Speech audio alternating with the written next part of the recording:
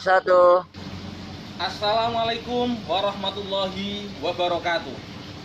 Alhamdulillah wassalatu wassalamu ala Rasulillah wa ala alihi wa sahbihi wa mawala. La haula wala quwata illa billah. Amma ba'd.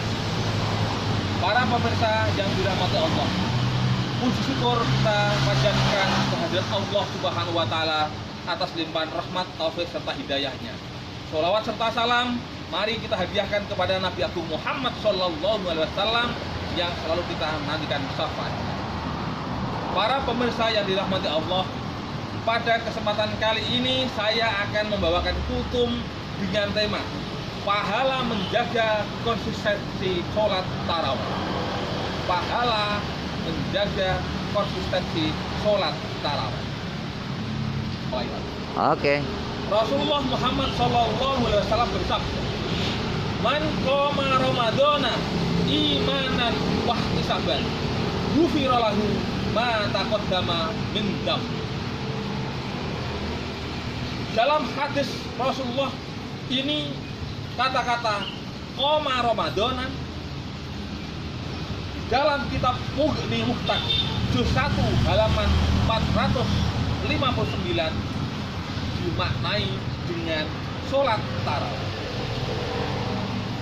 Barang siapa yang menjaga sholat tarawih, melaksanakan ibadah sholat tarawih dengan penuh keimanan dan mengharap pahala dari Allah, maka akan diampuni dosa-dosanya yang telah lalu. Satu.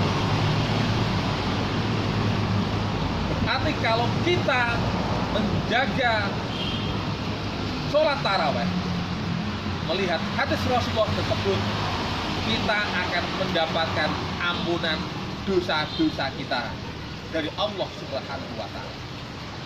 Kemudian dosa yang diampuni, apakah dosa kecil saja ataukah dosa besar? Dalam kitab Nihayatul Muhtaq juz 3 halaman 206, Imam Ibnu Mundhir mengatakan bahwa yang diampuni tidak hanya sekedar dosa-dosa kecil, tapi termasuk dosa-dosa besar.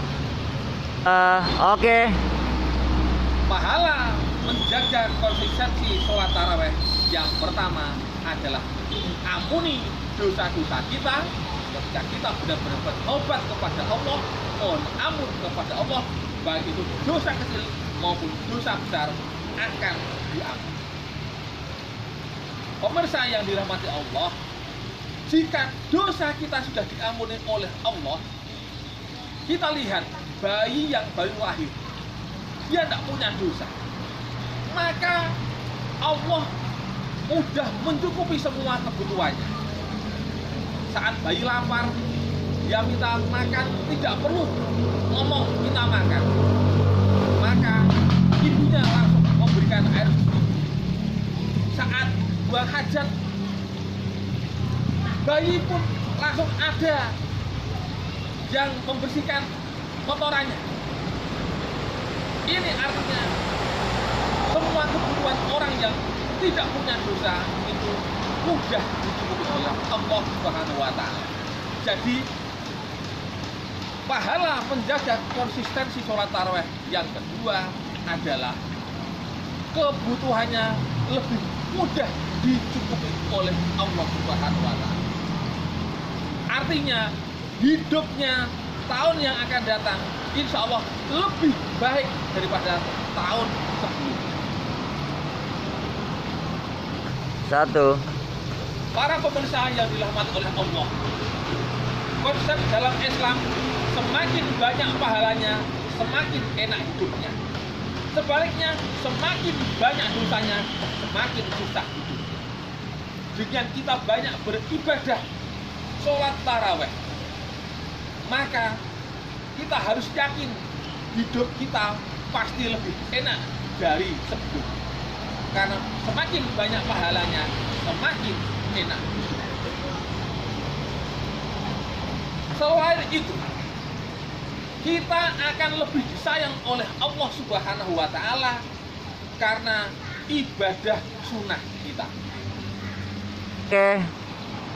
Ketika seorang hamba diperintah melakukan sholat wajib, melaksanakan hal yang wajib, itu biasa. Tetapi yang tidak diwajibkan kok mau melakukan, ini yang luar biasa. Sholat taraweh adalah sholat sunnah, tidak diwajibkan.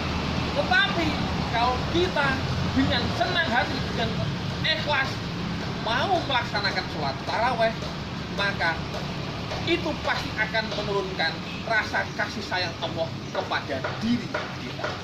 Jadi pahala menjaga konsistensi sholat taraweh yang berikutnya adalah kita menjadi lebih disayang oleh Allah dari sebelumnya.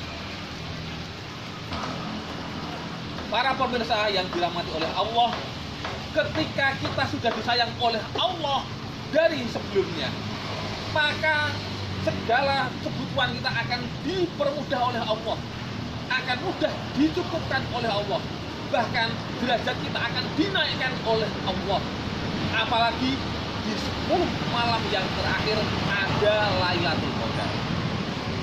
Maka pahala menjaga konsistensi sholat taraweh adalah membuat kita menjadi berkesempatan lebih besar daripada yang sebelumnya untuk mendapatkan Lailatul Qadar. Tuh. Para pemirsa yang dirahmati oleh Allah, dengan demikian bisa kita simpulkan pahala menjaga konsistensi sholat taraweh ada 6. Yang pertama, diampuni dosa-dosa kita, baik dosa kecil maupun dosa besar. Yang kedua adalah dicukupkan kebutuhan kita, lebih mudah dicukupkan kebutuhan kita oleh Allah. Yang ketiga, hidup kita menjadi lebih enak dari tahun sebelumnya. Yang keempat, kita menjadi disayang oleh Allah dari sebelumnya. Yang kelima, dinaikkan derajat kita oleh Allah. Dan yang keenam adalah kita berkesempatan kemungkinan mendapatkan Lailatul Qadar lebih besar dari sebelumnya. Demikian yang dapat saya sampaikan. Terima kasih jika ada hal yang kurang berkenan. Billahi taufiq wal hidayah. Wassalamualaikum warahmatullahi wabarakatuh. Waalaikumsalam.